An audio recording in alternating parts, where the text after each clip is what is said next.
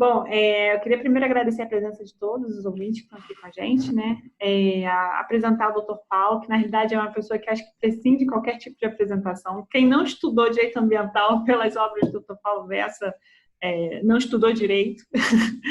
Ele é formado em direito pela FND, né? Pela UFRJ, fez mestrado e doutorado também em direito, foi visiting scholar na Lewis and Clark College.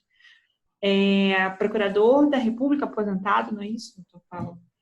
E professor da Unirio, atualmente também é sócio do escritório Tauil Schecker, e já formou aí uma gama aí de alunos do mestrado da Unirio, e está conosco hoje para falar sobre o tema dos grandes medos e o direito ambiental. Está conosco também o professor Edson Alvise, que é o coordenador do nosso programa de doutorado, do programa de pós-graduação em Direito, Instituições e Negócios, para contribuir, para ajudar o debate. Então, somos todos ouvidos, professor, por favor, fique à vontade. Tá, bom, em primeiro lugar, eu quero agradecer aí o convite para a gente poder trocar uma ideia. Assim, eu acho que esse modelo de live, cada vez eu estou me convencendo mais que isso tem que ser o mais informal possível, porque a gente consegue, vamos dizer, dar um pouco mais de... faz a coisa rodar melhor e tal. Então, vamos tentar fazer uma coisa mais ou menos informal, sem perder, procurar não perder o conteúdo do assunto. Estou satisfeito de poder estar colaborando aí com a UF, que é uma escola tradicional aqui da nossa região, e principalmente essa área da pós-graduação, e ver o que a gente pode colaborar. Eu usei essa expressão, os grandes medos, né, e o direito ambiental, porque eu tenho um livro de direito ambiental que eu gosto muito, que é esse livro aqui, que é de uma professora francesa, chama De droit de détruire, Essai sur le droit de l'environnement. Essa professora, Martine Reymond-Gouillou, ela é curiosa, porque isso é um livro antigo, é de 1989. Ela é curiosa porque ela, originariamente, é uma professora de direito comercial e direito marítimo. Essa vamos dizer assim, a formação dela. E ela, a partir do direito marítimo, ela começou a se interessar por essa questão do direito ambiental. E até eu estou fazendo um caminho um pouco contrário do dela, porque eu, a partir do direito ambiental, estou começando a me interessar pelo direito marítimo, mas porque eu acho que são coisas que numa certa medida, se complementam.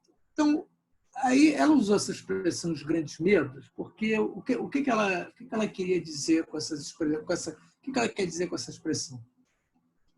Ela pegou, principalmente, aqueles grandes acidentes que aconteceram na década de 60, 70, Torrey Canyon, Amoco Cadiz, e uma série de grandes derramamentos de óleo, né, as chamadas marés negras. E ela, então, a partir daquilo ali, ela começa a desenvolver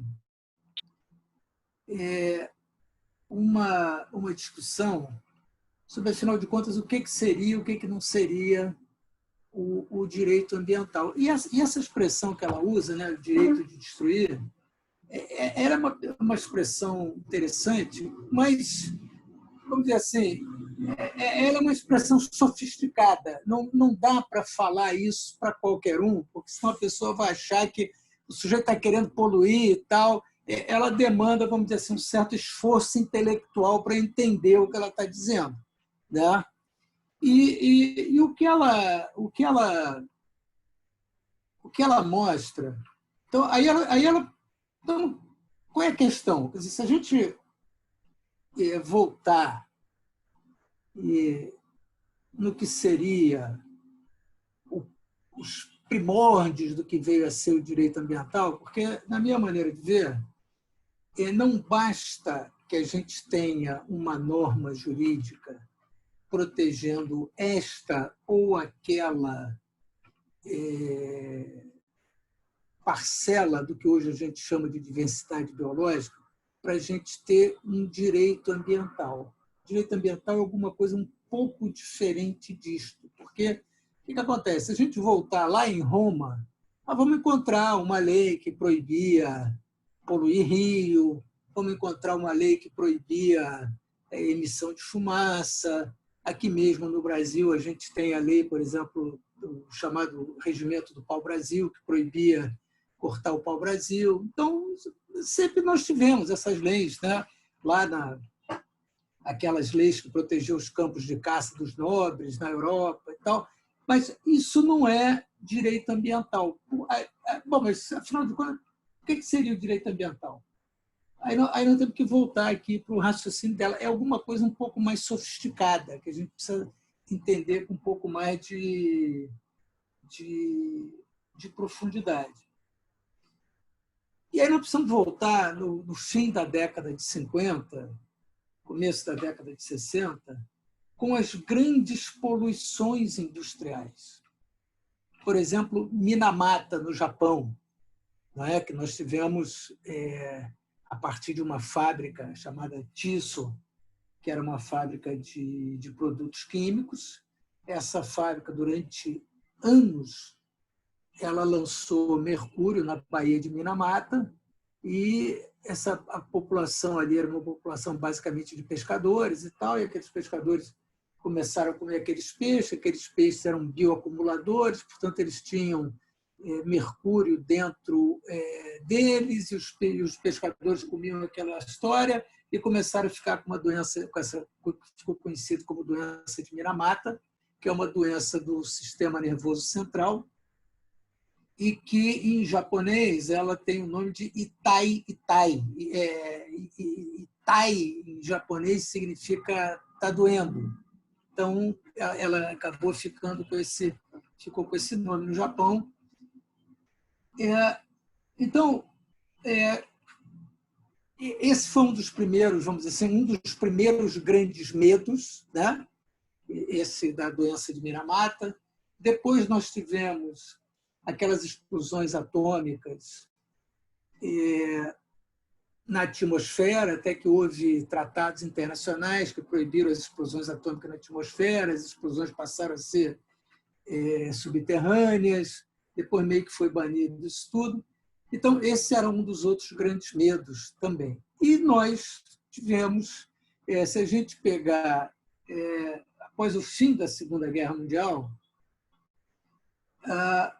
a Europa, ela, vamos dizer, estava destruída pela guerra, veio o Plano Marshall, então começou aquele processo de reconstrução, nada aconteceu de novidade, né? Até que alguns fatos, já indo para um pós-guerra um pouco mais distante, alguns fatos também entraram nesses chamados grandes medos, como, por exemplo, um célebre smog que teve em Londres, né? O smog é uma mistura de fog, que é o nevoeiro normal da Inglaterra, né? Nós sabemos que na Inglaterra só não está nublado quando está chovendo, e junto com o smoke, né? Com a fumaça industrial. Então, houve aquele famoso grande smog de Londres, na década de 50, que foi um negócio horroroso, morreu um monte de gente de problemas respiratórios e essa coisa toda. Nós tivemos também a Alemanha.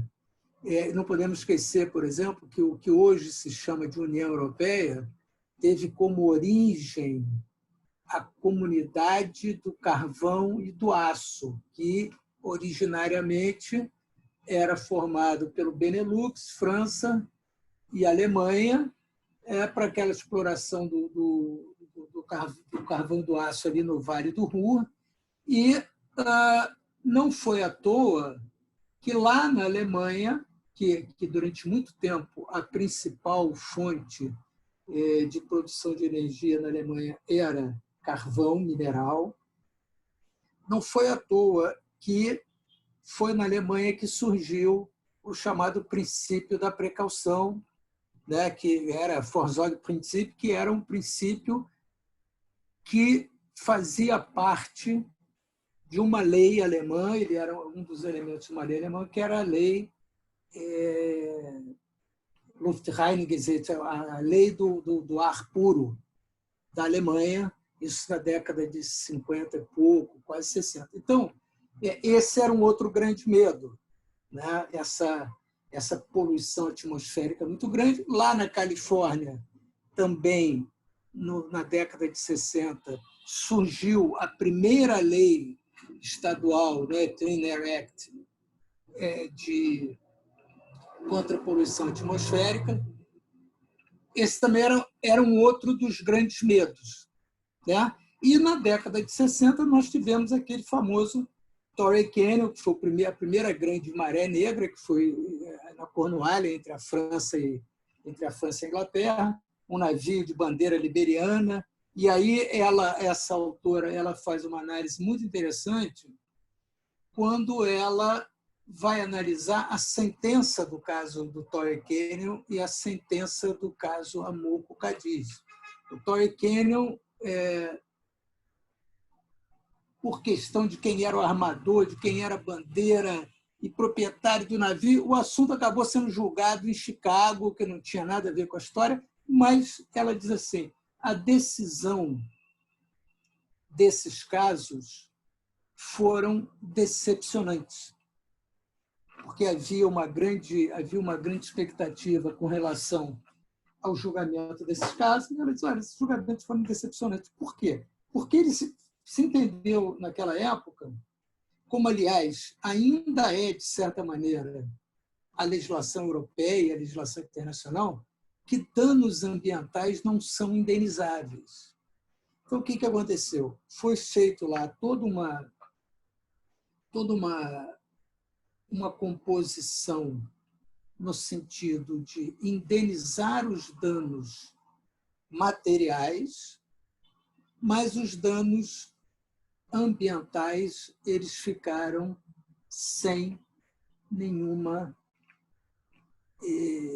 indenização.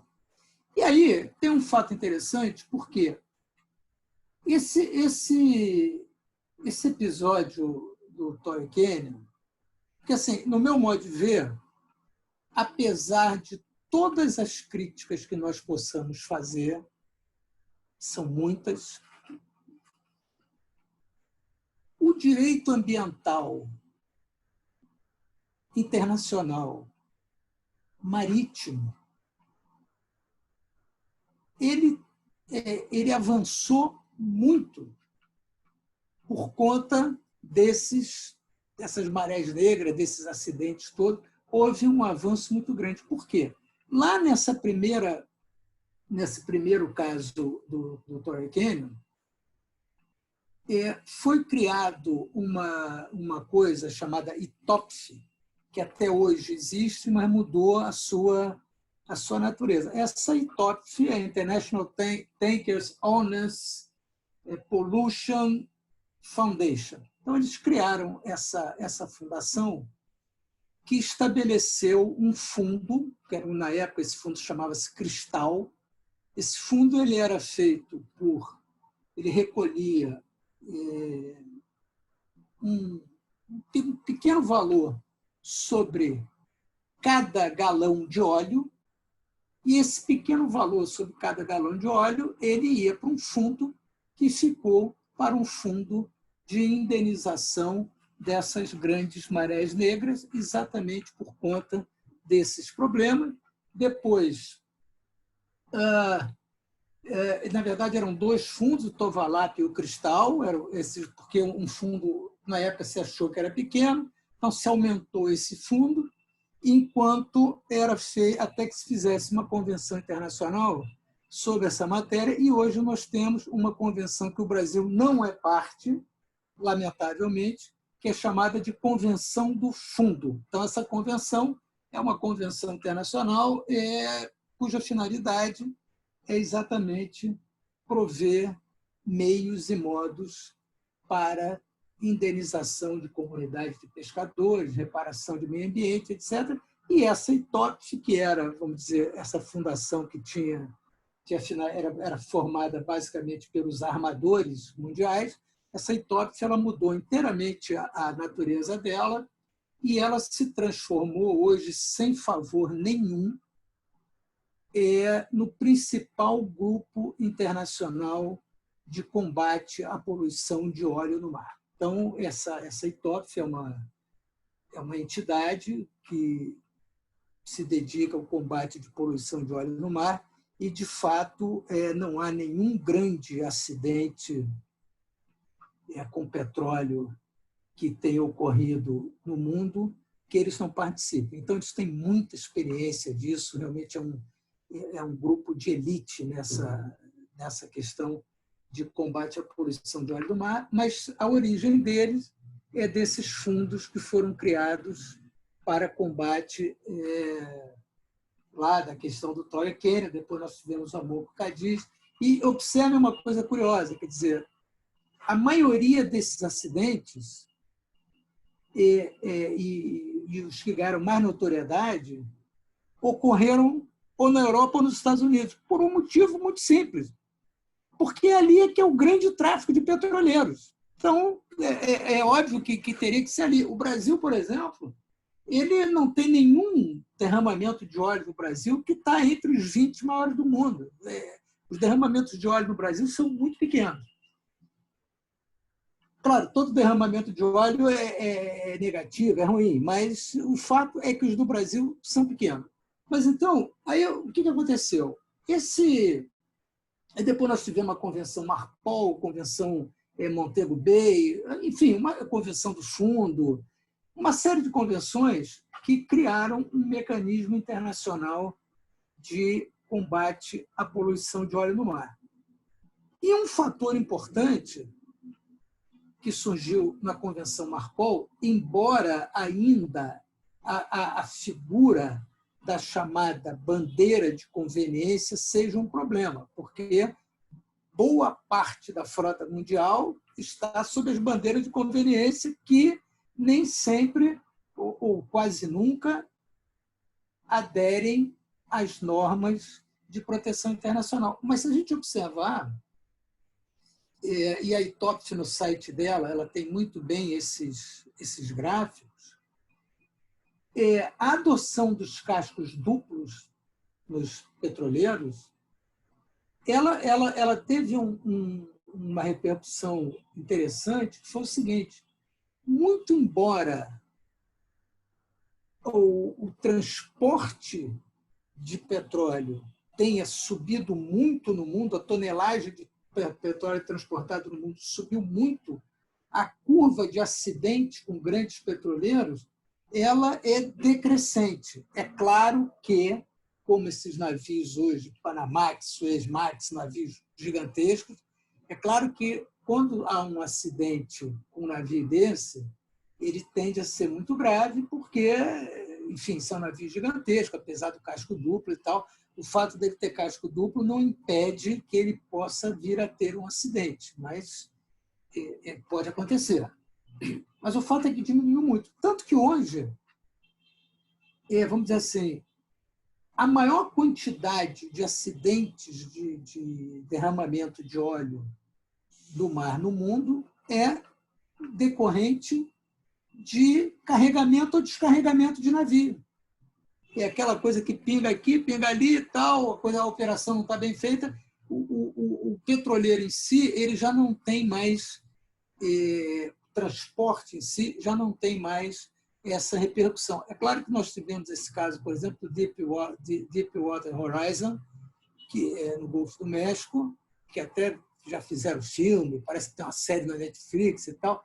Mas esse foi um caso grave, mas isso não é propriamente um navio-tanque, não é um petroleiro. Isso foi uma operação de uma plataforma, de um conjunto de plataformas. É um outro problema. Mas, veja, essas marés negras, elas foram, vamos dizer assim, um desses grandes medos. E quem foi, do ponto de vista internacional, a pessoa que colocou, no meu modo de ver, da forma mais,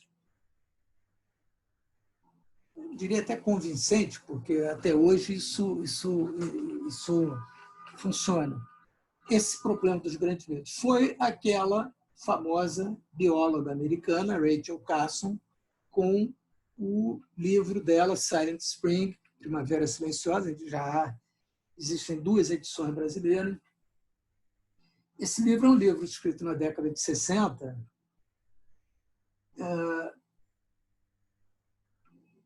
e até hoje, esse livro permanece entre os 100 ou 200 livros mais vendidos nos Estados Unidos. O que cá para nós é um resultado extraordinário. Um livro escrito em 1960 alguma coisa é um resultado extraordinário.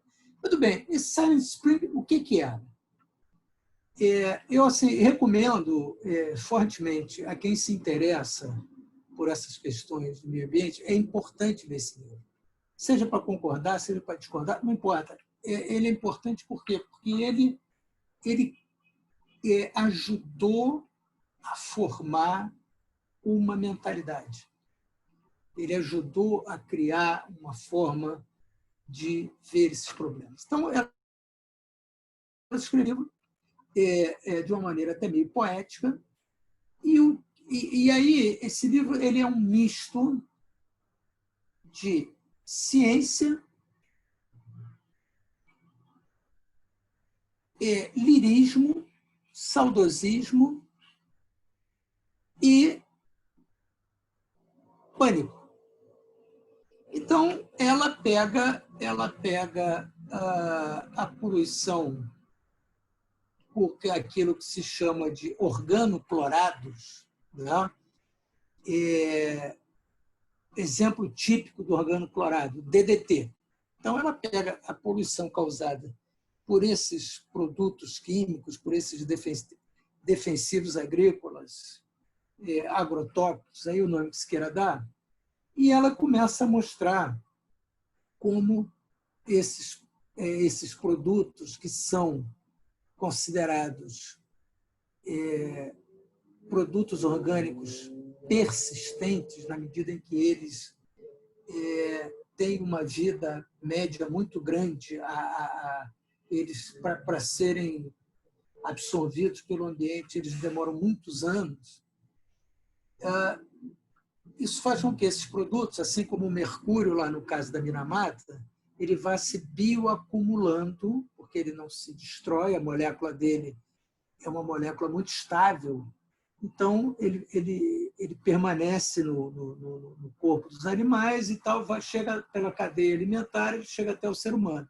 E aí ela começou a mostrar que o leite das mães no Polo Norte já continha traços de DDT, e vai mostrando morte de passarinho, uma série de situações. Isso também é um caso curioso que acontece em Minamata, porque muitos pássaros no Japão, como eles comiam esses peixes, então, numa certa época, era comum nessa região da bacia de Minamata, na Baía de Minamata, de repente tinha um grupo de pássaros voando, eles começavam a cair do céu, como se estivesse chovendo passarinho. Houve até aquele filme que está chovendo hambúrguer, mas esse, no caso, era passarinho caindo.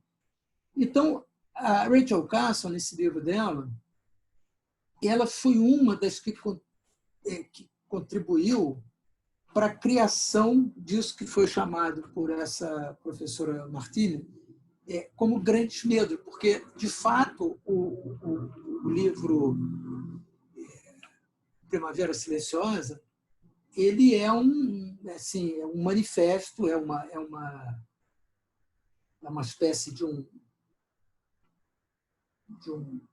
protesto muito bem escrito, muito bem elaborado, mas contra essa situação industrial que como ela estava se desenvolvendo nos Estados Unidos. E aí nós tivemos lá também, isso tudo virou filme. O bom dos Estados Unidos, isso tudo vira filme, né? Então nós tivemos lá o caso do Love Canal, que também foi uma questão de poluição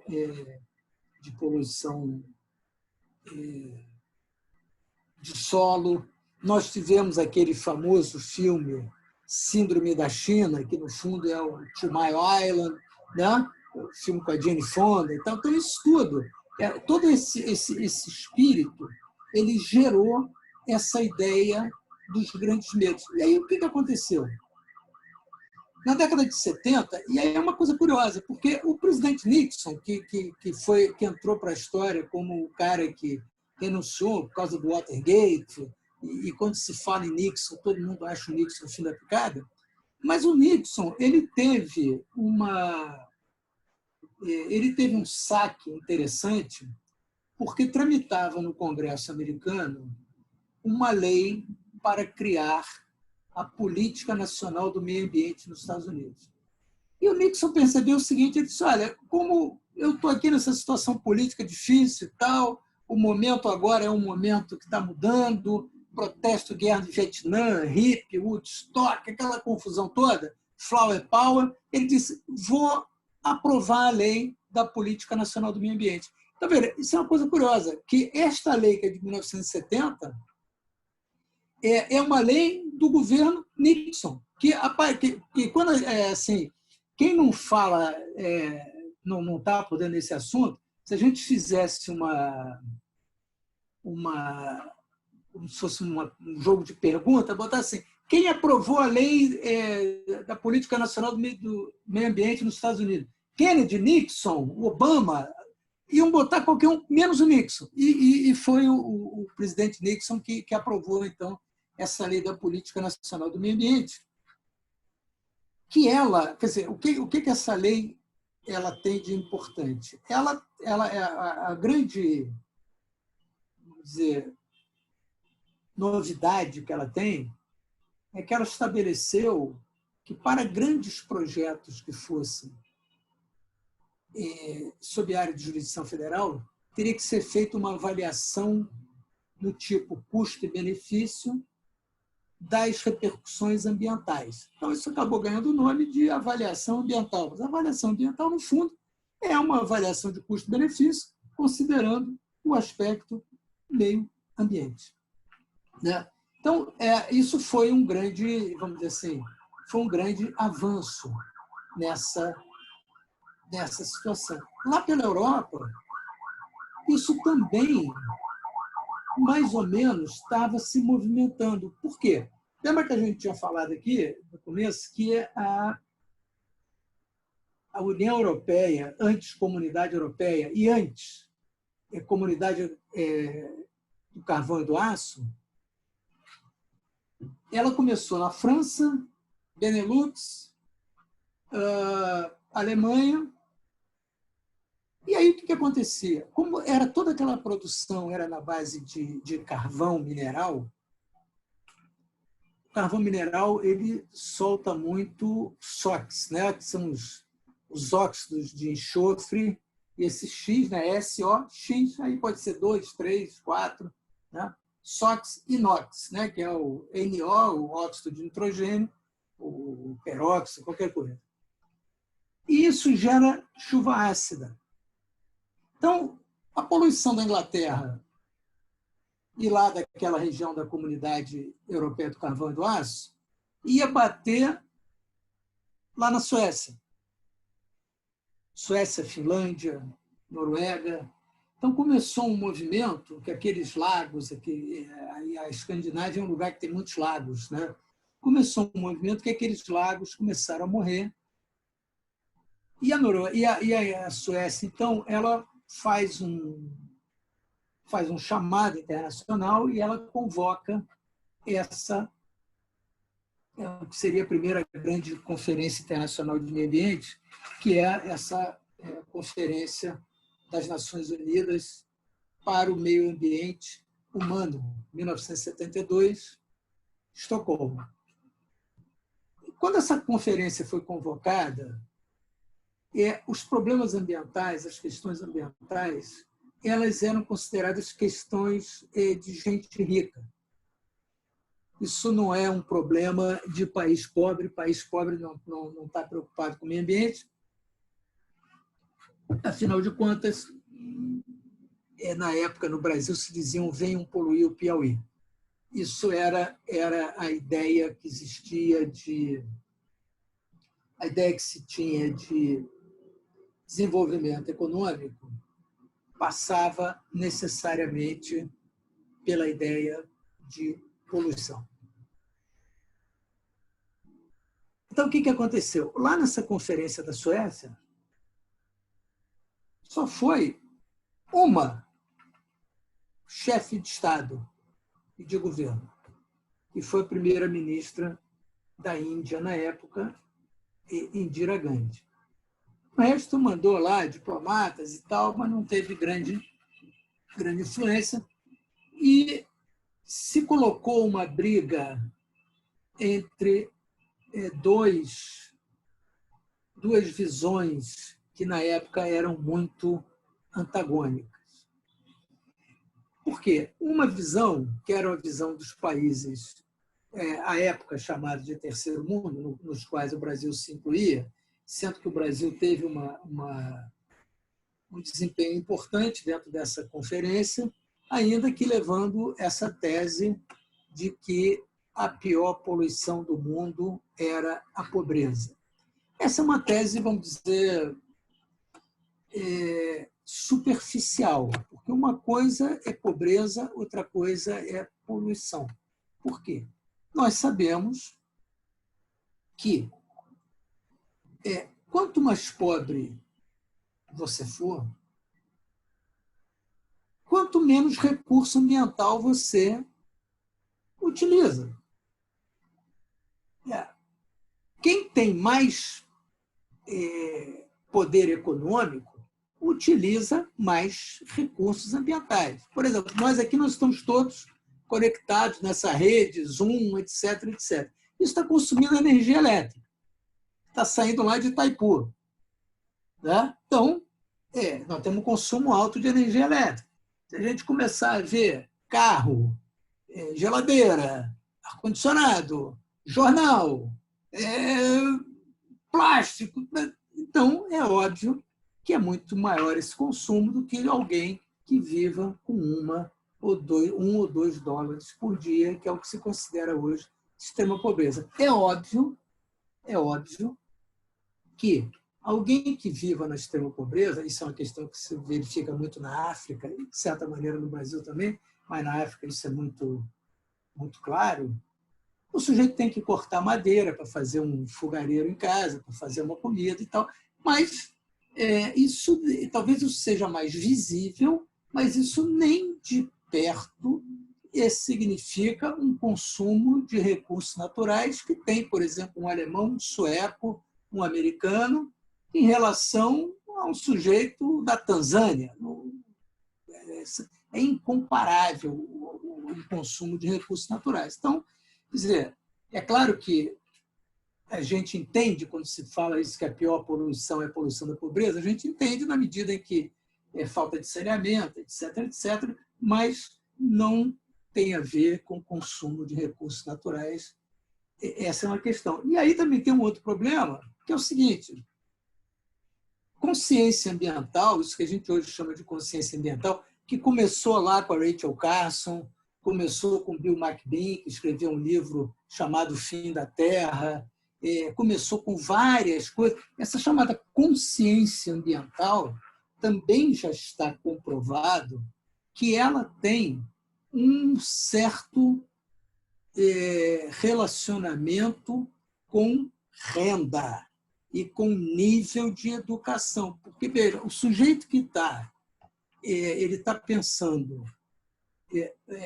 como é que ele tem mais mês do que salário, né? Ele não pode ter grande consciência ambiental. Isso não é verdade, tirando aqueles exemplos clássicos e tal, mas exceções que só confirmam a regra. Então, essa conferência teve essa ideia, surgiu essa discussão aí sobre os países reclamaram, diziam que tinham direito ao desenvolvimento, e aí o que aconteceu? E lá, nessa convenção,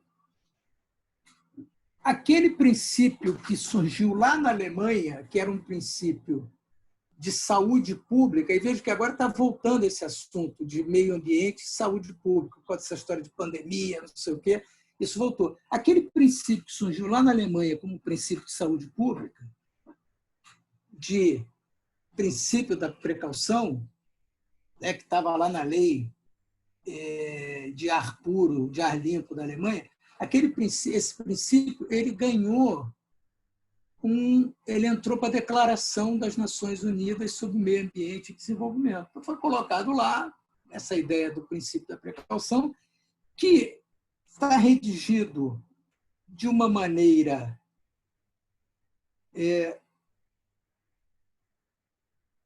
dúbia. Aliás, esse entrou na Declaração do Rio, perdão. Lá na Declaração de Estocolmo, já se começou a falar alguma coisa sobre essa ideia de precaução, mas ele só voltou na Declaração do Rio, em 1972. Aí viram que coisa curiosa. De 1992. Essa conferência de 1972, o melhor resultado que ela teve foi construir uma Comissão Mundial sobre Meio Ambiente e Desenvolvimento. Então, aquilo que era uma briga acabou virando uma convergência. Meio ambiente e desenvolvimento, porque antes era meio ambiente humano, é o nome da primeira conferência. Vira meio ambiente e desenvolvimento. Por quê? Porque aquela confusão toda entre os países se chegou mais ou menos a um consenso dizendo o seguinte: olha, realmente vocês têm alguma razão, vamos ver o que a gente pode fazer. E aí essa comissão Brundtland redigiu aquele famoso documento Nosso Futuro Comum, que também me parece que é um documento que precisa ser lido por quem se interessa por isso. Ele é um documento que cunhou essa expressão desenvolvimento sustentável, que seria aquele desenvolvimento que não compromete os recursos do futuro e que faz com que, vamos dizer, se proteja o recurso para o futuro da humanidade e não se gaste os recursos ambientais todo hoje. Esse conceito de desenvolvimento sustentável, cá para nós, ele se transformou naquilo que em inglês se chama de fuzz ou buzzword. Ou seja, é uma palavra que não significa mais nada, porque ela é usada por tanta gente, tanto tempo, que ela se banalizou de tal maneira que você já não sabe mais o que aquilo quer dizer. Então, essa expressão de desenvolvimento sustentável, ela acabou que se transformou nisso. Por quê? Porque todo mundo hoje é sustentável. Você não vai encontrar ninguém, nenhuma empresa, nenhum político, nada que se perguntarem a ele, mas, afinal de contas, o que o senhor acha sobre o meio ambiente? Então, não, eu sou a favor do desenvolvimento sustentável. Então, ou seja, o que é isso? Ninguém mais sabe o que é. Essa palavra ela se desgastou de uma tal maneira que nós precisamos, vamos dizer assim, resgatar um significado real para ela. Isso é fato, né? Essa é uma situação importante. Agora, a questão essa palavra está aí, existe muita controvérsia em torno dela, embora nós também tenhamos que dizer em favor do conceito que, por ser um conceito utilizado no direito internacional, que os países todos concordam, ele só é possível que os países todos concordem se ele for ambíguo, porque se ele não for ambíguo, não vai todo mundo concordar. Então, vamos dizer assim, esse é um dos aspectos assim, tricky do direito internacional, porque quanto mais gente assina, mais ambíguo aquilo vai sendo, né? Essa é uma realidade, porque como é que eu posso fazer no auge da Guerra Fria, Rússia, Estados Unidos, capitalismo, comunismo e tal, todo mundo assina a mesma coisa? É porque aquilo, no fundo, não diz nada, né? No fundo, é um conceito aberto, é um conceito sujeito a mil interpretações, mas, enfim. Mas o fato é que, 20 anos depois, de 72 para 92, o que, claro que para uma pessoa é muito tempo, mas se a gente pensar em termos de história do mundo, história dos países, 20 anos não é nada. Nós conseguimos, de uma reunião que tinha um chefe de Estado, tirando da Suécia, que estava lá, nós conseguimos aqui no Rio de Janeiro uma reunião com todos os chefes de Estado do mundo. Então, veja, aquele assunto, que era um assunto quase que irrelevante, se tornou um assunto importante, se tornou um assunto, vamos dizer assim, fundamental dentro das relações internacionais. Assim, se a gente parar para pensar, isso é uma mudança notável. Em 20 anos você conseguir essa alteração. Por quê? Porque o livro da Rachel Carson, o naufrágio do Torrey Canyon, o naufrágio do Amogo Cadiz, isso tudo foi criando aquele chamado Zeitgeist que levou a esta preocupação. Então, esta preocupação hoje é uma preocupação do mundo. Lá em 1992, foram assinados, por exemplo, a Convenção das Nações Unidas sobre Mudanças Climáticas. Até hoje está essa briga. Até hoje nós temos essa briga. O protocolo de Quioto deu com os burros na água, então saiu o protocolo de Quioto, entrou o Acordo de Paris. Mas o fato é que isso surgiu lá em 1992. Em 1992, foi firmada a Convenção sobre Diversidade Biológica. Está aí, conhecimentos tradicionais, etc, etc, etc. Agora, uma coisa curiosa, também lá em 1992, se tentou fazer uma declaração sobre floresta e não conseguiu. Saiu lá um princípio sobre florestas não obrigatórios, que não tem, não sei o quê. Não saiu nada. Por quê? Porque a floresta é uma coisa muito concreta. É diferente da gente estar falando de mudança climática, que são coisas que ninguém vê. Né? Hoje, nós estamos começando a ver isso mais. Se a gente vai, por exemplo, na Alemanha, o alemão hoje é um psíquico com essa história de mudança climática. O cara está desesperado. Na Inglaterra, a mesma coisa. O japonês está desesperado com isso. Aqui, para nós, a ficha ainda não caiu. A ficha ainda não caiu para o Brasil, essa coisa das mudanças climáticas. Mas, mundo afora, já caiu. Então, isso começou lá nessa conferência de 1992. Né? E veja, e uma coisa curiosa também é que houve outras conferências da ONU sobre questões ambientais, ou pelo menos seguindo aquela linha da que começou de 1972. Joanesburgo, Rio+20, etc. Mas, ao longo do tempo, Objetivo do Desenvolvimento Sustentável, mas, ao longo do tempo, o que foi acontecendo? A questão ambiental foi se misturando mais com a questão social. Ela deixou de ser apenas aquela questão que o sueco estava lá preocupado e com os lagos dele, como é que estava, para se transformar num problema da humanidade inteira. E aí e essa história dos grandes medos também. Isso está tudo dentro dessa questão. Por quê?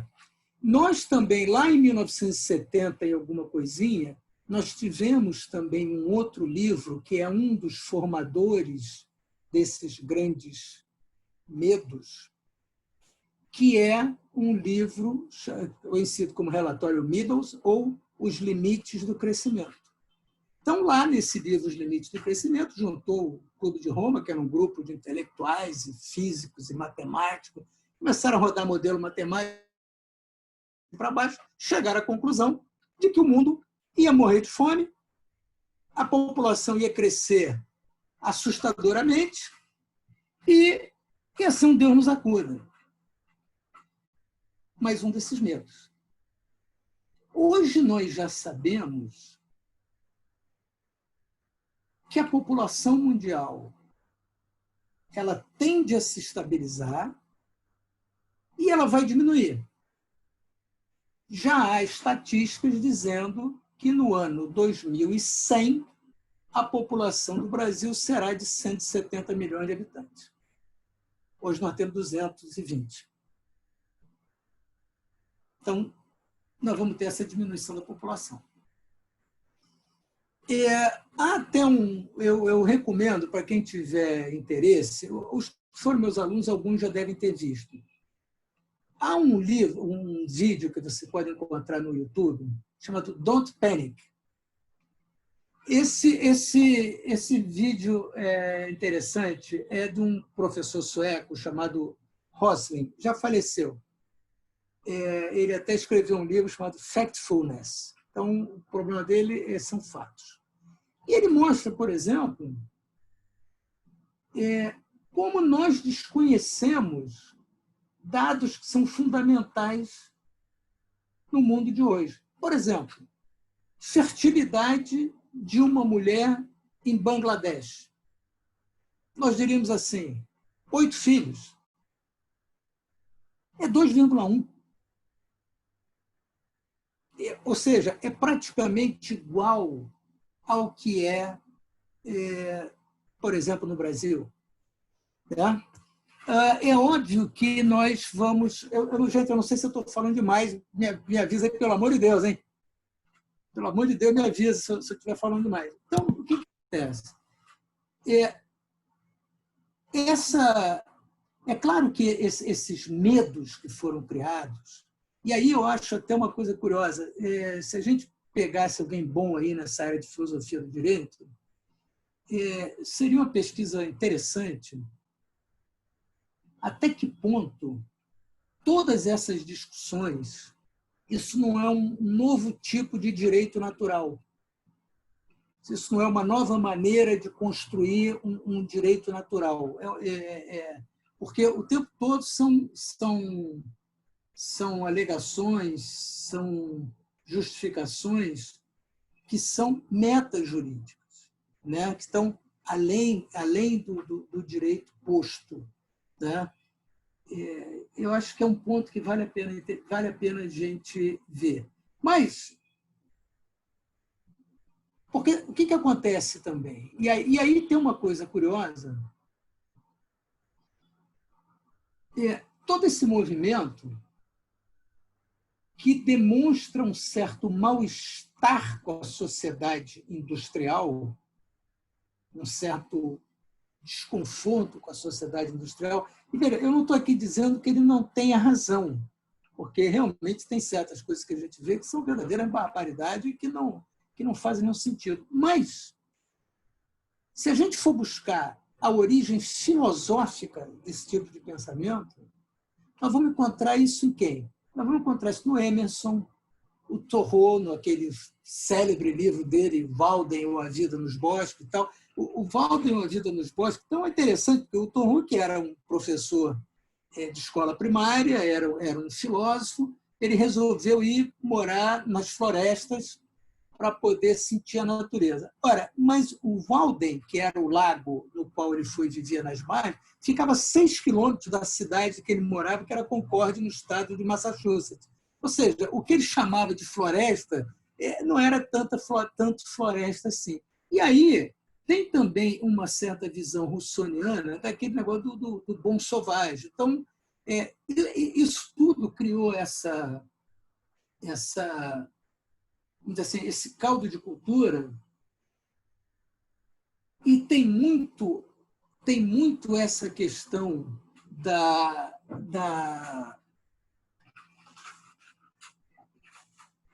há um sociólogo inglês chamado John Hennigan. Esse cara tem um livro que tem até uma tradução portuguesa do Instituto Piaget, um livro chamado Sociologia Ambiental. E o John Hennigan, ele fala uma coisa muito interessante, que ele diz o seguinte: olha, essa expressão ambientalismo, ela nos dá a impressão que às vezes ela é de esquerda, ela é de direita, ela é de centro, ou seja, é uma melange de posições, de opiniões, que você não consegue entender muito bem o que ela quer dizer, mas ela é, no fundo, essa visão de um desconforto com a sociedade industrial. Há uma crítica forte e pertinente, e aí, veja, isso que ele chama de ambientalismo, né, o discurso ambientalista, ele necessariamente tem que ser um discurso atemorizador, porque senão ele não consegue atingir o objetivo que ele quer. Né? Ele precisa, é importante que esse discurso ele seja assim, porque se ele for um discurso totalmente racional, ele não vai conseguir criar o impacto necessário para que as pessoas, vamos dizer assim, tomem atenção e procurem resolver o problema. Então, assim, o que me parece é que, e aí eu volto a dizer, achei muito feliz a expressão dessa professora Martine Raymond Guyon, quando ela usa essa expressão grandes medos, porque, de fato, isso está na base da construção dessa visão moderna de proteção do meio ambiente, e precisa estar, porque senão, se a coisa for tomada, vamos dizer, como banalidade, isso não acontecerá. Mas essa ideia, e aí nós tivemos também Chernobyl, nós tivemos um caso, nem todos conhecem, que é o caso de Bhopal, que era uma fábrica de produtos químicos na Índia, que explodiu com 3.000 mortos. E aí tem uma coisa interessante que mostra bem como é que é o mundo. Se a gente pegar o caso, por exemplo, do Exxon Valdez, que é um grande acidente de petróleo no Alasca, mas nem de longe, nem de perto, é dos maiores do mundo, o volume... Quantas mortes no caso do Exxon Valdez? 0. As indenizações pagas no caso do Exxon Valdez foram muito superiores às indenizações pagas a 3.000 mortes na Índia. Nós tivemos também um outro caso muito interessante na União Europeia, chamado Seveso, que foi uma explosão também de uma indústria química, a Sandoz. Esse caso de Seveso, o Papa, na época, autorizou 3.000 abortos. Agora, veja que para o Papa autorizar aborto, a coisa não é fácil. Né? Então, o Papa autorizou esses abortos e surgiram na Europa a diretiva Seveso I, Seveso II, Seveso III, de medidas de proteção contra produtos químicos. E aí houve também toda uma série de convenções internacionais, por conta desses problemas, sobre tráfico interfronteira de produtos perigosos. Por quê? O que acontece? E aí a gente tem que ser muito... a gente precisa ser muito realista. A Europa é ótima, é um espetáculo, todo mundo adora a Europa. Mas existe uma das famosas síndromes do meio ambiente que a sociologia estuda, que é a síndrome chamada Not in my backyard, ou seja, não no meu quintal. Isso significa o quê? Que todo mundo está de acordo que a gente tem que pegar o lixo, tem que botar em algum lugar, que a gente tem que dar um tratamento no lixo, etc., etc. Not in my backyard. Desde que não seja no meu quintal, vamos tirar o lixo daqui. Então, o que acontece? Se a gente for hoje, por exemplo, no YouTube e bater assim, e-waste, nós vamos encontrar tráfico ilegal de produtos eletrônicos para a África, computador, bateria de computador. É assustador.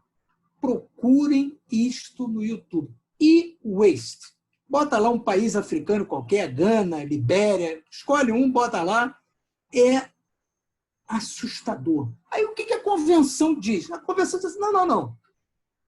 É possível que haja o transporte internacional desses produtos perigosos, desde que o receptor demonstra o consentimento prévio, livre e informado. Ora, com todo respeito, todos nós, e que isso é um conceito também que veio da medicina, né?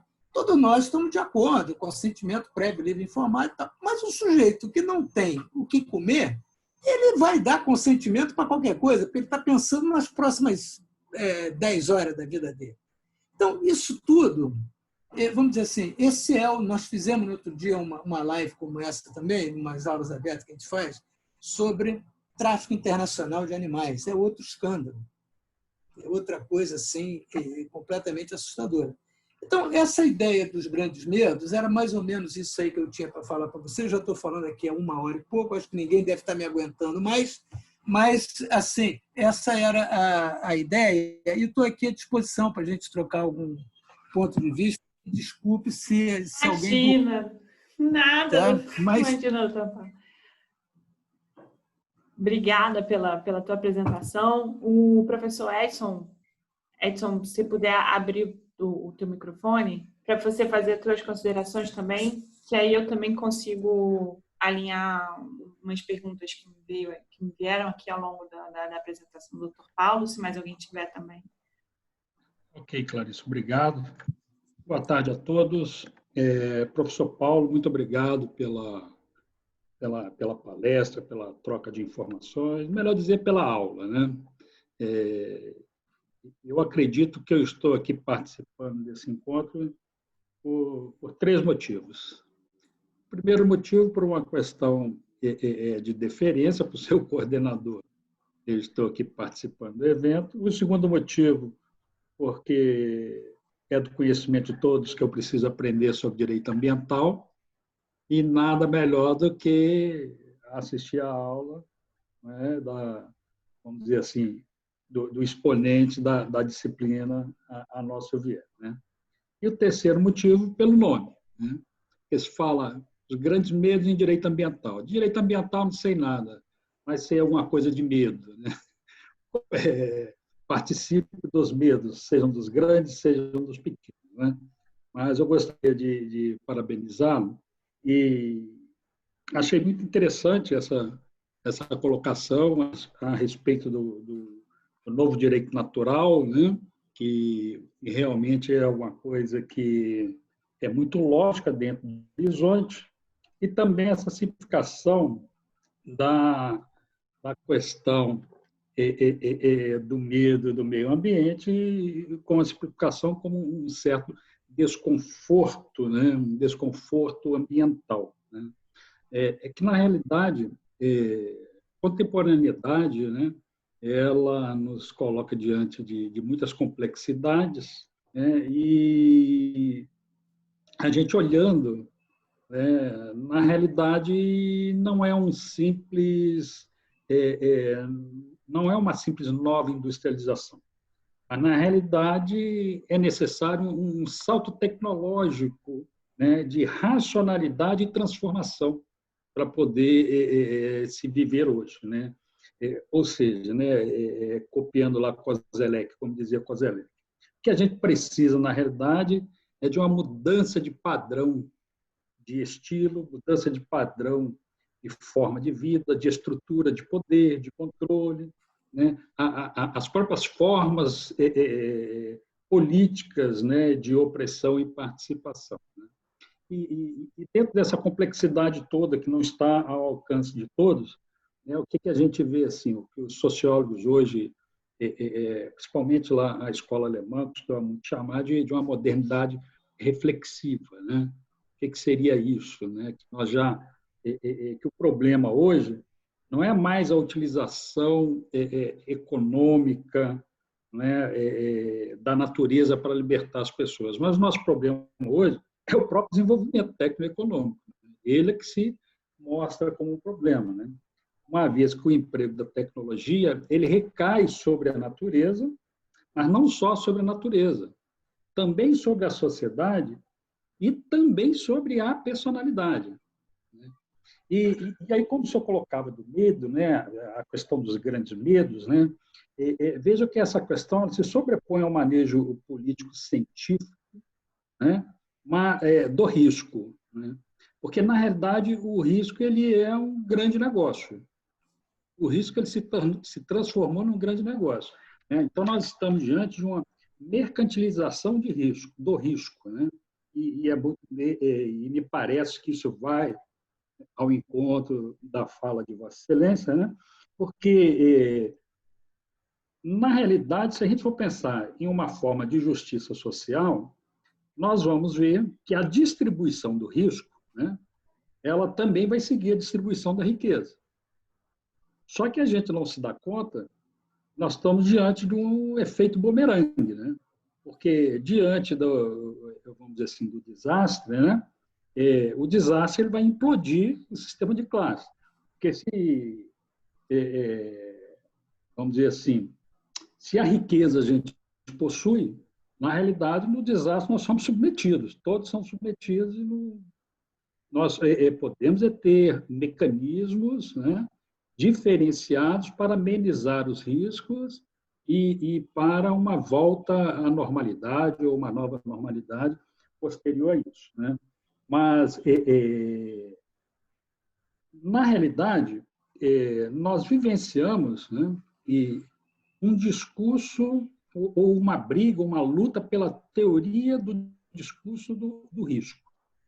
Isso está muito claro, assim, a gente pegando a nossa realidade dentro dessa pandemia, né, um discurso sobre esse ou aquele medicamento, sobre esse ou aquele procedimento, um discurso se a gente vai adotar isso ou se vai adotar aquilo, uns defendendo ferrenhamente um caminho, o outro defendendo caminho 180 graus de defasagem, mas os dois não querem sentar para poder discutir para ver cientificamente qual que é, mas cada um tem a sua razão científica, a sua razão técnica e discute. Por quê? Porque, na realidade, o que está em disputa, na realidade, é um mercado da segurança, né? Eu vendo o risco para vender uma segurança, né? Ou seja,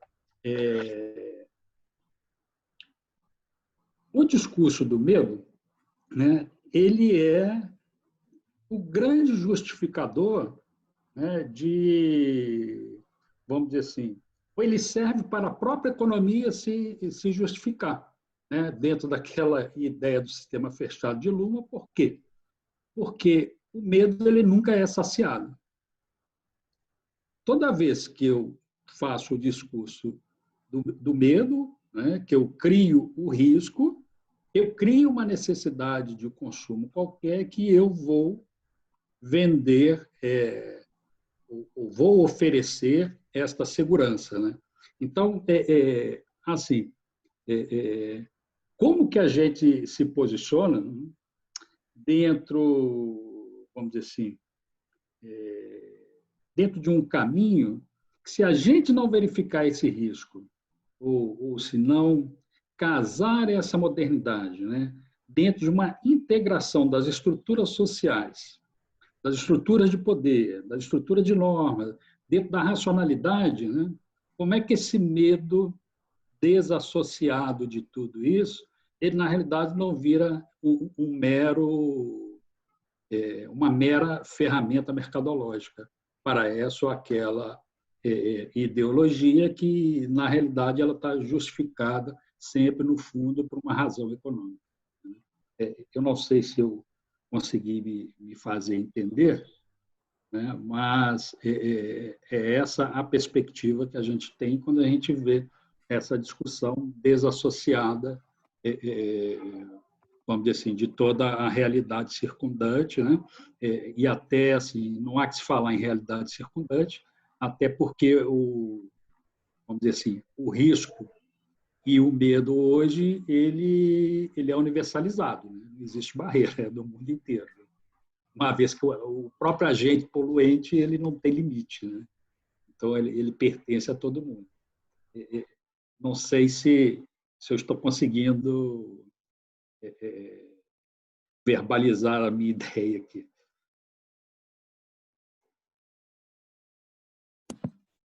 Professor Paulo, o senhor gostaria de comentar? Eu estou de acordo, estou de acordo. Eu acho que é isso mesmo, tem esse lado, e E, no fundo, todas as sociedades sempre se consideram em risco, né?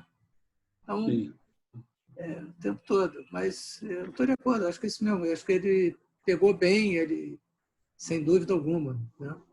Foi muito, muito feliz aí. E, Edson, eu tenho algumas perguntas anotadas aqui para o professor. Você quer continuar? Eu não estou te ouvindo, você está fechado.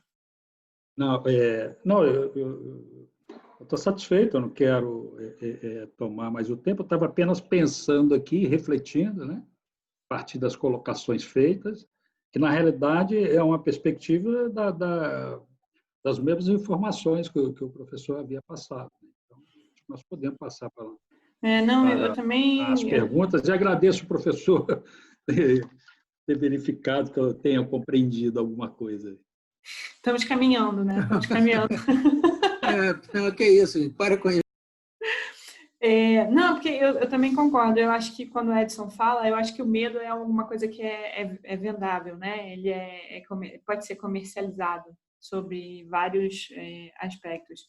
Na verdade, são 3 anotações aqui que eu tinha feito, porque eu acho que ninguém mandou nada aqui no grupo, que estava acompanhando no chat, enquanto o pessoal não se... A impressão que o grupo dormiu, então...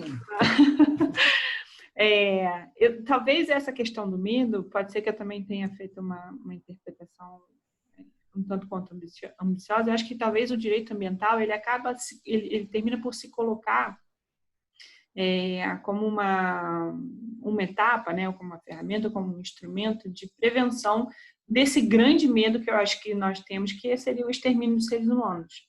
Eu acho que quando a gente fala hoje, por exemplo, um pouco que o Edson falou, né, de pandemia, né, essa neura que todo mundo está vivendo, é que você tem efetivamente um risco de diminuição. E quando o senhor falou, inclusive, que o Brasil em 2100 vai ter muito menos gente, eu falei assim, deve ter uma galera que está indo agora, né? Nessa leva do coronavírus. E aí, são 2 questões que o senhor também tratou. A questão do desenvolvimento econômico, né? O senhor falou que existe uma visão antiga de que o desenvolvimento econômico não seria possível, não seria permitido com o cumprimento das normas ambientais, com o cumprimento das regras ambientais. O senhor vê hoje no cenário político que a gente está vivendo hoje no Brasil algum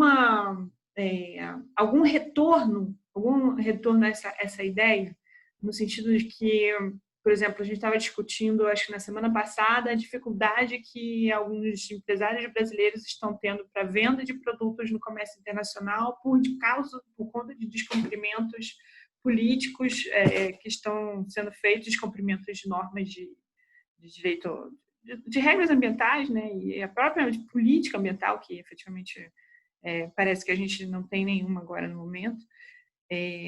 Se você percebe que existe um retorno a essa ideia, né?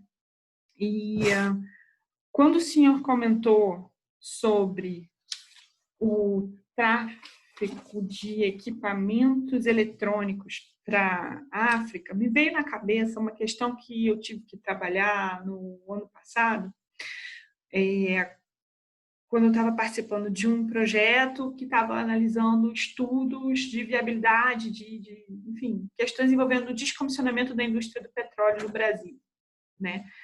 Esse descomissionamento de equipamentos e produtos, uma das etapas é vamos dizer assim, o desmonte das plataformas, né, desses efetivamente navios, plataformas, que não são realizados aqui e que eles remetem isso para a Índia. Né? E esses navios, eles chegam lá e eles são rapidamente atacados mesmo pelas pessoas para poder efetuar esses desmontes. E isso tem sido objeto, vamos dizer assim, de uma disputa entre o IBAMA, no sentido de não permitir que esse transporte seja feito, e, por outro lado, a concordância, vamos dizer assim, das operadoras, né, de que não há uma norma que impeça isso. Então, se o senhor tiver alguma experiência também, ou se quiser poder falar um pouquinho sobre isso. Eu tenho trabalhado muito com essa questão. Tá, Clarice, olha só, eu agradeço aí a pergunta e acho que o que acontece? Essa coisa do... Bom, primeiro vamos pegar um outro assunto para entrar nesse. As usinas nucleares, elas começaram, vamos dizer, a geração nuclear de energia, ela começou um pouco depois da Segunda Guerra Mundial e se imaginava, naquela época, que uma planta nuclear ia durar 30 ou 40 anos. Essas plantas foram sendo modernizadas, e nem todas foram descomissionadas, tiveram a vida prolongada. Agora existe aí a chamada Convenção de Hong Kong, que é uma convenção da IMO, mas ainda não está em vigor, deverá entrar em vigor, que a ideia é a reciclagem dos navios, a plataforma está dentro desse conceito de navio e tal, está tudo bem, a ideia é essa. É aquele 3 R's lá da música do Jack Johnson, né? Reuse, Reduce, Recycle. Né? Então, essa é a ideia. Agora, o que acontece? Os países... Eu não posso dizer que a Índia seja um país pobre, mas determinados países viraram meio que a lixeira do mundo. Tá certo? Era meio que a lixeira do mundo. Mas o Brasil é signatário da Convenção Internacional, no caso a Convenção de Basileia, que é para tráfico internacional de produtos perigosos. Tráfico aí no sentido de trânsito. Existe o tráfico ilegal de produtos perigosos e existe o tráfico legal. A Convenção de Basileia, ela diz que, desde que haja um consentimento prévio, livre e informado do país receptor, pode ir para lá. Então, muito bem. O que acontece? Dentro da plataforma, nem todo mundo sabe, mas dentro da plataforma tem material radioativo, tem um monte de coisa. Um monte de coisa. Desde que eu não acho que caiba ao IBAMA proibir isto se eu tiver, vamos dizer assim, o proprietário da plataforma, se ele tiver um documento lá da Índia, onde for, dizendo que ele aceita que aquilo vá para lá.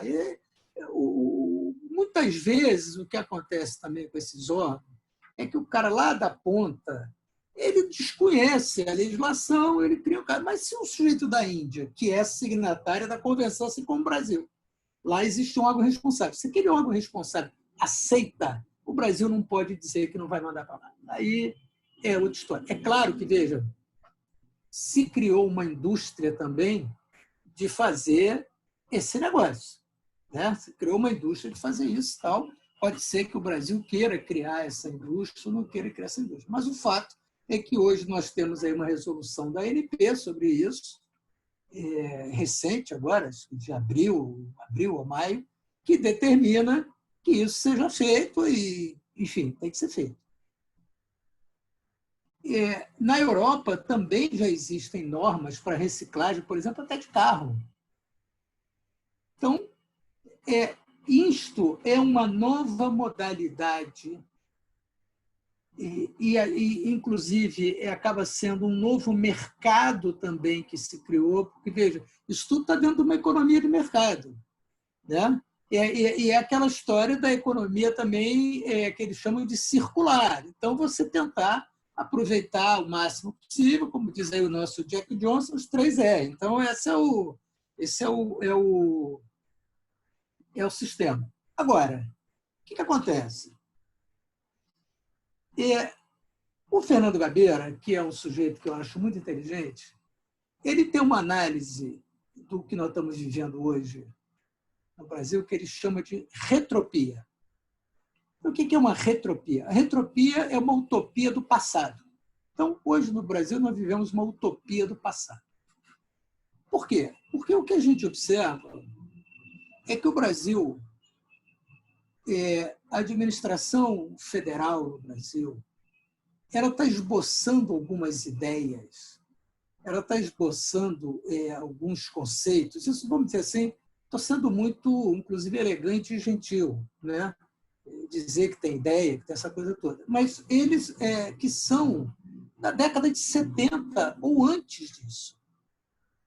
É a maneira como imagina o desenvolvimento da Amazônia, é a maneira como imagina o desenvolvimento industrial. E aí nós temos uma contradição interessante, que é o quê?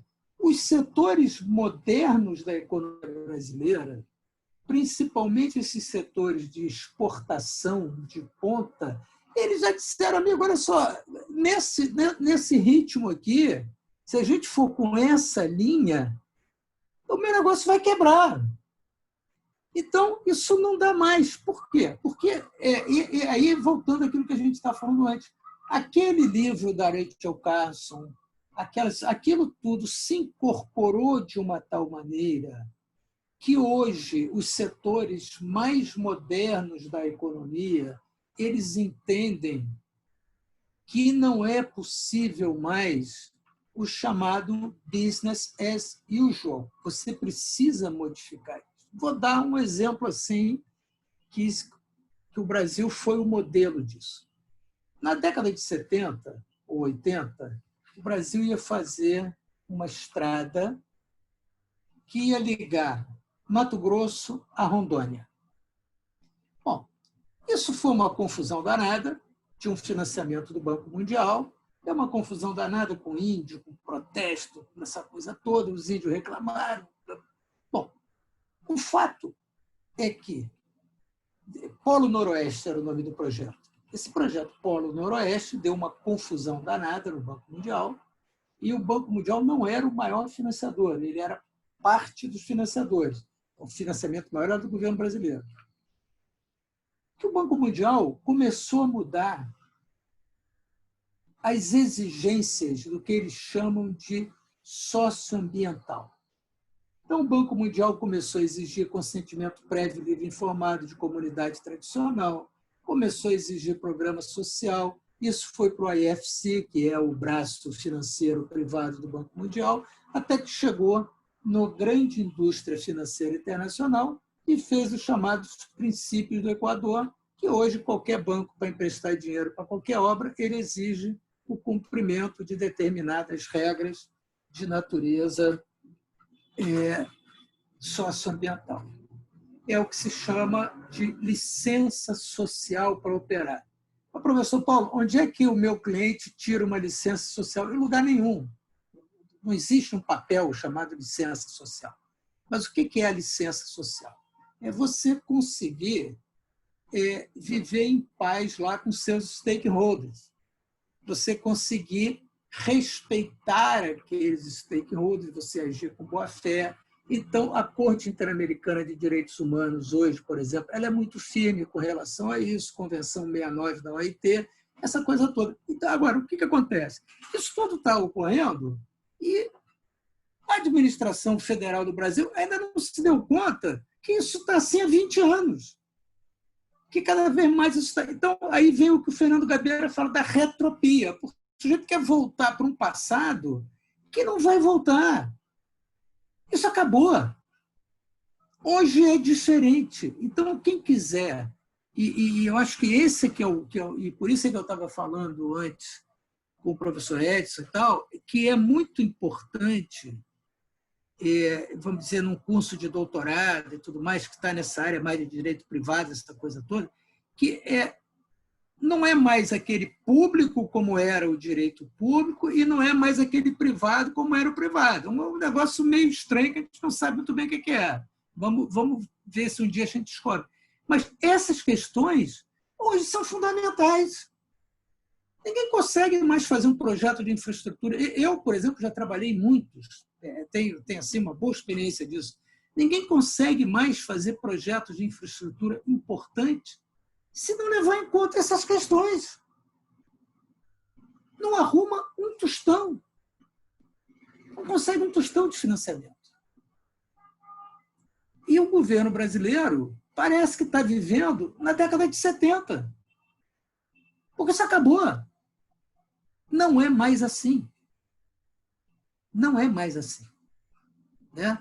Por conta dessa visão retrógrada, o governo brasileiro conseguiu acabar com o Fundo Amazônia, que tinha lá um dinheiro que era dado por conta dessas convenções internacionais, isso que se chama de globalismo, que ninguém sabe o que é isso, mas que era por conta disso. Por quê? Porque a Noruega e a Alemanha estavam cumprindo a Comissão da Diversidade Biológica, a Convenção da Diversidade Biológica, e estavam cumprindo a Convenção do Clima. Por quê? Porque nessas duas convenções existem mecanismos financeiros, vamos dizer assim, aqueles mecanismos financeiros tradicionais das comissões, mas tem um outro, vamos dizer, paralelo, que permite que Estados, parte daquela convenção, criem mecanismos financeiros próprios, e foi o que eles fizeram. Então, assim, é inacreditável. É inacreditável que você consiga pegar e jogar fora fortuna por uma questão puramente ideológica. E assim, desculpe a expressão, não é o local apropriado, mas uma ideologia de banheiro, porque não está entendendo o que está acontecendo. Assim, é a minha opinião, desculpe se eu fui assim, até um pouco enfático, mas isso, para mim, é chocante, esse nível de despreparo e de ir contra o próprio país, porque, no fundo, é disso que se trata.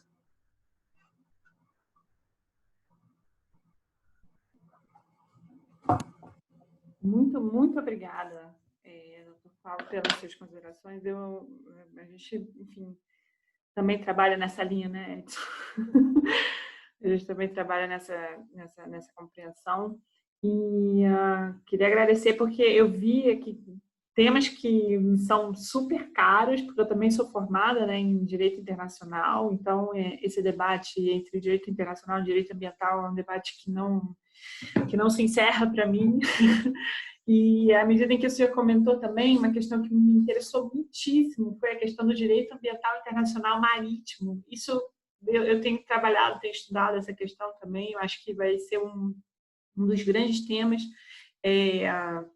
vamos dizer assim, de trabalho e de perspectivas para o futuro, inclusive envolvendo a Marinha, inclusive envolvendo esses outros stakeholders que também podem contribuir muito nessa perspectiva, né? E tudo isso que a gente tem visto, a possibilidade de criação de portos verdes, de aeroportos que sejam sustentáveis, enfim, esses financiamentos todos de infraestrutura estão sempre atrelados a essas questões ambientais. Eu só tenho a agradecer, Edson, se você quiser encerrar, fica à vontade, porque para mim eu vou continuar falando.